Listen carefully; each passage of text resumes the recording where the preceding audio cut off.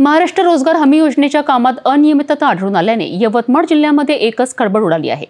विधानमंडळ समितीचे प्रमुख सुनील अण्णा शेडके यांनी कळंब तालुक्यातील कामांची पाहणी केली असता अनेक गैरव्यवहार त्यांच्या समोर आले आहेत। या अनियमिततेमुळे संतप्त झालेल्या शेडके यांनी संबंधित कंत्राटदारावर आणि अधिकाऱ्यांची चांगलीच कान उघाडणी केली आहे। पाहूया या संबंधीचा सविस्तर वृत्तांत। महाराष्ट्र रोजगार हमी योजनेची कामं ग्रामीण भागात मजुरांना रोजगार देण्यासाठी सुरू करण्यात आली आहेत।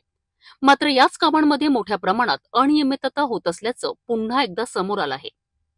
यवतमाळ जिल्ह्याचा दौरा करणाऱ्या रोजगार हमी योजनेच्या विधानमंडळ समितीला कळंब तालुक्यातील उमरी आणि गांधा गावांमध्ये झालेल्या कामांमध्ये गंभीर त्रुटी आढळल्यात। पांदन रस्त्यांची कामाची पाहणी करताना समितीचे प्रमुख सुनील अण्णा शेडके यांनी कामाचा दर्जा, वापरलेले साहित्य आणि मजुरांच्या नोंदणी तपासल्या। कामांमध्ये गैरव्यवहार झाल्याचं स्पष्ट होताच शेडके यांनी संबंधित कंत्राटदारांवर आपला संताप व्यक्त केलाय। त्यांनी गावकऱ्यांच्या तक्रारी ऐकून घेतल्या आणि गटविकास अधिकारी व ग्रामसेवकाला धारेवर धरलेत। त्यांनी तात्काळ दोघांचीही चौकशी करण्याचे आदेश दिलेत। सुनील अण्णा शेडके यांनी यावेळी सांगितलं की जर ही कामं नेमकी कशाने केली जातात याची माहिती नागरिकांना दिली तर कामगारांवर अन्याय होणार नाही। पांदन रस्ता साधारणतः 24 लाख रुपयाचा खर्चित असलेलं काम या ठिकाणी आम्ही पाहिलेले।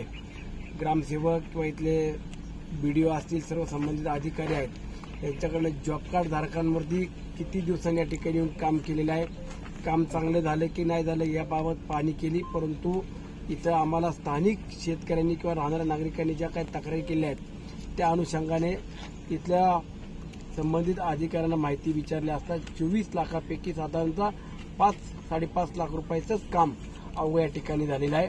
उर्वरित काम देखील ते सुरू आहे आणि त्यात आम्हाला जॉब कार्ड धारक जे आहेत ते मिळाले पाहिजे। रोजगार किंवा कामगार जे आपण म्हणतो ते कामगार मिळाले तर ते काम आम्ही त्वरित पूर्ण करू अशा पद्धतीने आश्वासित केले आहे।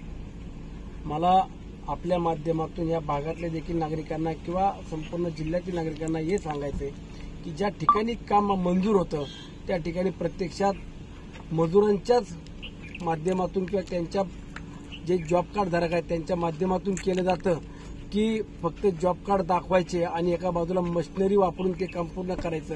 ही जर परिस्थिती आम्हाला प्रत्यक्षात नागरिकांनी सांगितली तर नक्कीच आम्ही त्याची चौकशी करून योग्य तो न्याय माझ्या रोजगार बांधवांना दिल्याशिवाय आम्ही राहणार। रोजगार हमी योजनेच्या कामातील अनियमितता उघडकीस आल्याने आता प्रशासनावर मोठी कारवाईची टांगती तलवार आहे।